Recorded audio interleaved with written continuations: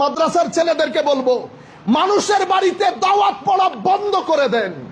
যেই তারিখ থেকে দাওয়াত পড়া বন্ধ করে দেবেন, নিয়ত করবেন রিজিকের মালিক রাজ্জাক, আমার আল্লাহ আসমানের শত দরজা আপনার জন্য উন্মোচিত করবে। দাওয়াত পড়ে আপনাকে খেতে হবে না।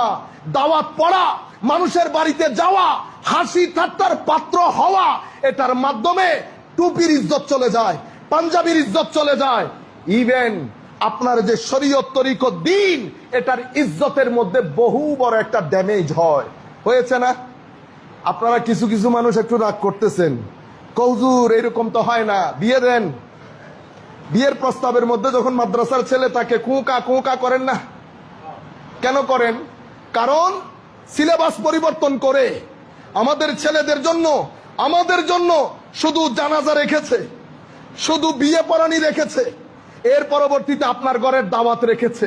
এই তিনটা বাদে রাষ্ট্রের মধ্যে আমার কোনো জায়গা নাই। আমি সার্ভাইভালের জন্য কোথায় যাব? সার্ভাইভালের জন্য আপনাকে 3 বার স্যালিউট করতে হয়, 10 বার আপনাকে তোয়াজ করতে হয়। এই জায়গায় দ্বীনের খেদমতের জন্য বেনিয়াস হইতে হবে। সেই জন্য অপেক্ষাকৃত আপনাদের সমাজের মধ্যে প্রভাবশালী ব্যক্তিবর্গ যারা আছেন, ফাইন্যান্সিয়ালি, লেখাপড়ার দিক থেকে আপনারা ছেলেদেরকে মাদ্রাসায় পড়ান। এরপরে দেখবেন আমাকে একজন বলেছে, শুধু হুজুর আপনারা এই করতেছেন, আপনারা সেই করতেছেন।